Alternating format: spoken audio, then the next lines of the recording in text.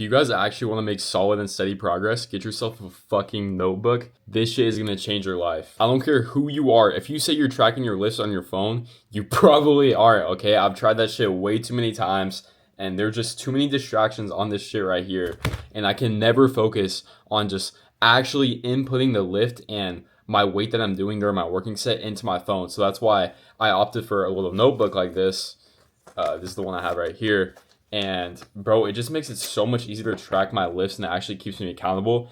And over the past few days, it's been an absolute game changer for me. If you want to see how I go about actually structuring this notebook, I'll put the, obviously, I guess you could call it title of the workout. So this was like for upper A, and then I'll just put the exercise, the weight, and then the reps.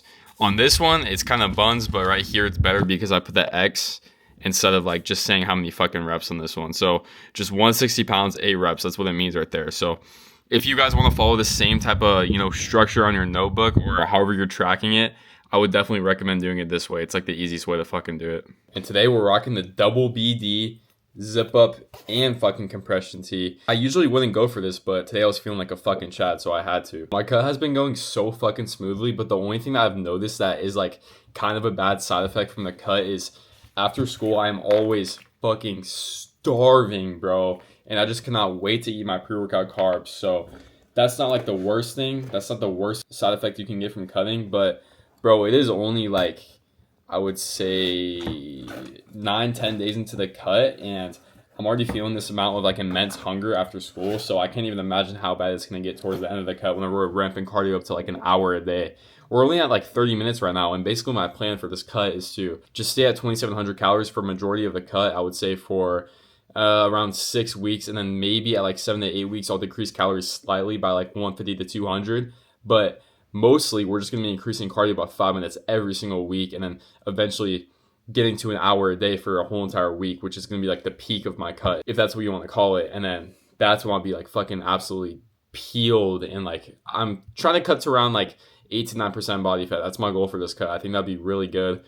And then, obviously hold that body fat for a little bit, but single digits not like sustainable, especially for a natural lifter, because then you're just going to run into all these bad side effects. So that's why I kind of want to maintain like 10 to 12% in the off season, and then, get up to like, I would say 13, 14, like peak fucking bulk. Like that's my peak.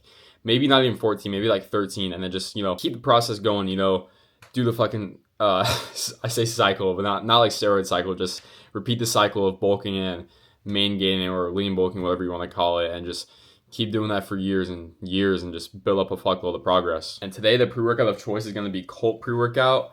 This shit is so fucking fire, boys. As you know, I always love to use this pre. So we're just going to go in with 1 scoop today, which is like 115 mgs of caffeine, but you already know this shit's stacked on pump ingredients, which is what we love, right? And we're just going to be going the dry because I ain't no bitch.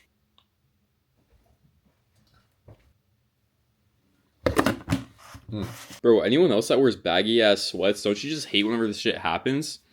Like over time, but the bottom just gets so fucked up from like walking and shit because they always like drag on the ground.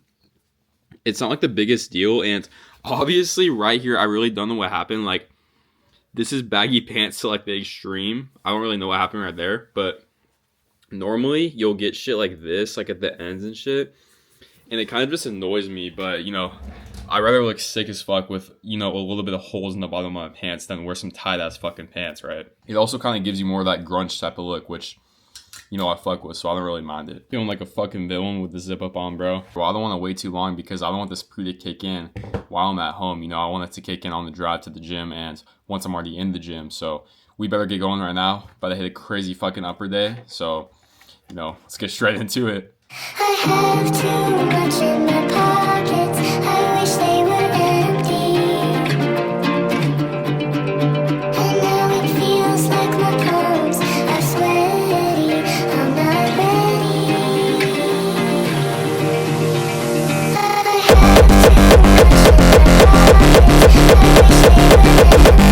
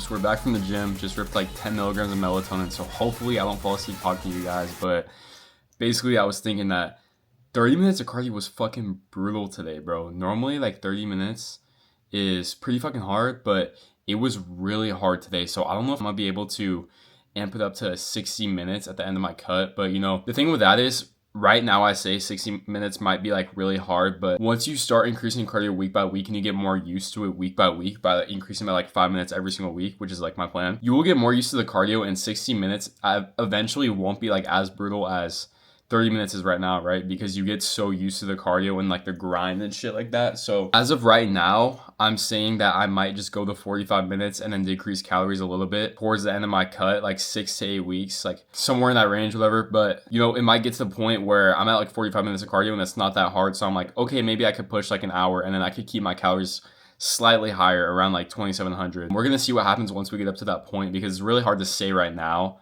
because I don't really know how my body's going to feel once I'm that deep into the cut. It may be like very depleted and really tired. So I'm not going to want to do any more cardio past like 45 fucking minutes. So that's why I'm thinking of just decreasing calories by like 1 to 200, maybe like 300-400 max towards the end of my cut, like the last 2 to 3 weeks. But I don't know. We're going to have to see once we get that far into the cut. It's really hard to say right now. But since I'm still like fairly new to this cut and just early in the cutting stage, I'm still getting like really decent strength on my lifts, like going up by like 2.5 pounds or like 2 to 3 reps on my exercises, or like I would say like 1 to 3 reps on some shit. So that's really good. Like I increased like on my weight and reps on some shit today, like literally since Monday, which is really good because that's literally progression in like 48 hours, which is fucking insane. So that means we're still like putting on muscle or maintaining muscle during this cutting phase, which is the whole entire goal. You know, you don't want to lose muscle at all during a cut, because if you do, you're just going to be a small little bitch. But the only thing that sucks right now is, since I'm in the beginning phases of the cut, it is literally the worst part of the fucking cut, because all you do is lose your fucking water weight, your glycogen,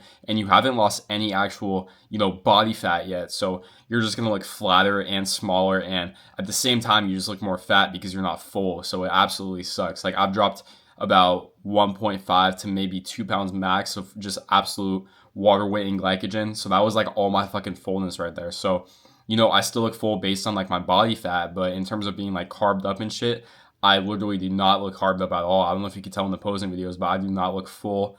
I just look flat as fuck. And, you know, I don't feel flat as fuck because I still have high ass carbs, but I feel like I look a little bit flatter and not shredded at all, right? So that's just the worst fucking feeling. That's what happens whenever you're a natural lifter, right? Once you start cutting, it's going to be the worst phase of the cut. Like the cut's going to start getting really good once you actually start losing visible fat, which is about, I would say, 3 to 4 weeks in. I mean, second week of the cut if you're really doing an aggressive cut.